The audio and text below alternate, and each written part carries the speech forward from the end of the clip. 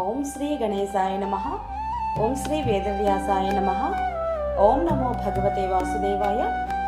మహాభారత గ్రంథ పారాయణలో భాగంగా ఈరోజు మనము 333వ రోజుకు వచ్చేసాము. భీష్మ పర్వంలో ఉన్నాము. కురుక్షేత్ర మహాసంగ్రామంలో ఈరోజు భీష్మ దుర్యోధనుల మధ్య సంభాషణము మరియు భగదత్తుడు పాండవులతో యుద్ధం చేయటం గురించి తెలుసుకోబోతున్నాము. చాలా బాగుంటుంది, చివరి వరకు స్కిప్ చేయకుండా చూడండి. హరే కృష్ణ. శుక్ల అంబరధరం విష్ణుం శశివర్ణం చతుర్భుజం ప్రసన్నవదనం ధ్యాయేత్ సర్వవిఘ్నోపశాంతయే.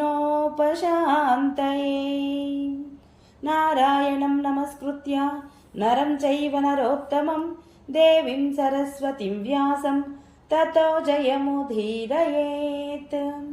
హరే కృష్ణ. ఇక మనం పారాయణలోనికి వెళ్ళిపోదాము. సంజయుడు చెబుతున్నాడు, ఆ మహాయుద్ధం జరుగుతూ ఉండగా దుర్యోధనుడు భీష్ముడి వద్దకు వెళ్ళి మిక్కిలి వినయంతో నమస్కరించి ఘటోత్కచుని విజయము తన పరాజయం గురించిన సంగతి తెలియజేశాడు. ఆపై ఇలా అంటున్నాడు, పితామహ, పాండవులు శ్రీకృష్ణుడి సహాయం తీసుకున్నట్లుగా మేము కూడా నీ సహాయాన్ని తీసుకునే శత్రువులతో ఘోర యుద్ధాన్ని మొదలుపెట్టాము. నాతో పాటు 11 అక్షౌహిణీల సైన్యం సదా మీ ఆజ్ఞను పాటించడానికి సిద్ధంగా ఉంది. అయినా ఈరోజు ఘటోత్కచుని సాయంతో పాండవులు నన్ను యుద్ధంలో ఓడించారు. ఈ అవమానాగ్నిలో నేను దహించుకుపోతున్నాను. మీ సహాయంతో ఆ అధముడైన రాక్షసుడిని స్వయంగా సంహరించాలనుకుంటున్నాను. కాబట్టి మీరు దయ ఉంచి నా మనోరథాన్ని ఈడేర్చండి అన్నాడు. అప్పుడు భీష్ములు వారు అంటున్నారు, రాజా, నీవు క్షత్రియ ధర్మాన్ని పాటించి ఎప్పుడూ యుధిష్ఠిరునితో కానీ లేదా భీమార్జున నకుల సహదేవులతో కానీ యుద్ధం చేయాలి. ఎందుకంటే రాజుతోనే పోరాడడం ఉచితము. ఇతరులతో యుద్ధం చేయడానికి మేమున్నాం కదా. నేను, ద్రోణాచార్యుడు, కృపాచార్యుడు, అశ్వత్థామ, కృతవర్మ, శల్యుడు, భూరిశ్రవుడు, వికర్ణుడు, దుశ్శాసనుడు మొదలైన నీ సోదరులందరము అందరూ నీకోసమే ఆ మహాబలుడైన రాక్షసునితో పోరాడతాం. అయినా ఆ దుష్టునితో పోరాడడానికి ఇంద్రునితో సమానమైన పరాక్రమం కల భగదత్తుడు వెళ్తాడులే అని చెప్పి భగదత్తునితో, మహారాజా, మీరు వెళ్ళి ఘటోత్కచుడిని ఎదిరించండి అని అన్నాడు. సేనాపతి ఆజ్ఞను పాటించి భగదత్తుడు సింహనాదం చేస్తూ మహావేగంగా శత్రువుల వైపు కదిలాడు. అతడు రావడం చూసి పాండవ వీరులైన భీమసేనుడు, అభిమన్యుడు, ఘటోత్కచుడు, ద్రౌపది పుత్రులు, సత్యధృతి, సహదేవుడు, చేతిరాజు, వసుదానుడు, దశార్హరాజు కోపంతో అతనిని ఎదుర్కొనడానికి వచ్చారు. భగదత్తుడు సుప్రతీకము అనే తన ఏనుగుపై ఎక్కి ఆ మహారథికులందరిపై దాడి చేశాడు.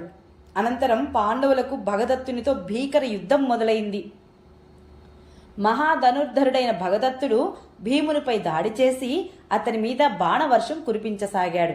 భీమసేనుడు కూడా క్రోధంతో ఏనుగును కాళ్లను రక్షించే శతాధిక వీరులను చంపివేశాడు. అప్పుడు భగదత్తుడు తన ఏనుగును భీమసేనుడి రథం వైపుకు నడిపించాడు. ఇది చూసి పాండవ వీరులలో అనేకులు బాణవర్షాన్ని కురిపిస్తూ ఆ ఏనుగును 4 వైపుల నుండి ముట్టడించారు. కానీ భగదత్తు కించిత్తు కూడా భయపడలేదు. అతడు పంతంగా తన ఏనుగును ముందుకే నడిపాడు. అంకుశం పోట్లను, అంగుష్ట సంజ్ఞలను గ్రహించిన ఆ మదపుటేనుగు ఆ సమయంలో ప్రళయాగ్నిలాగా భయంకరంగా ఉంది.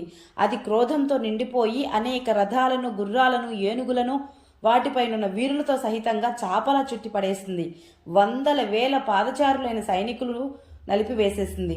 ఇది చూసిన ఘటోత్కచుడు కుపితుడై ఆ ఏనుగును చంపడానికి మెరుగులు చిమ్ముతున్న త్రిశూలాన్ని ప్రయోగించాడు. కానీ భగదత్తుడు తన అర్ధచంద్రాకార బాణంతో దానిని ఖండించి వేశాడు. పైగా అగ్నిశిఖవలే మండుతున్న ఒక మహాశక్తిని ఘటోత్కచుని పైకి విసిరాడు.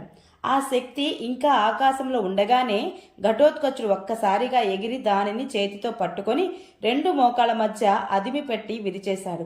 అది ఒక మహా అద్భుతమైన విషయమైంది.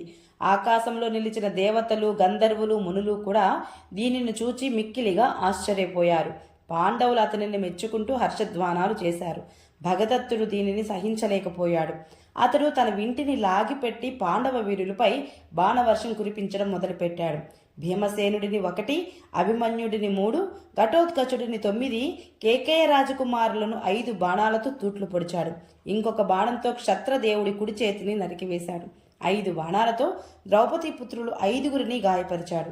భీమసేనుడి గుర్రాలను చంపివేశాడు, ధ్వజాన్ని విరిచివేశాడు, సారథిని యమలోకానికి పంపాడు.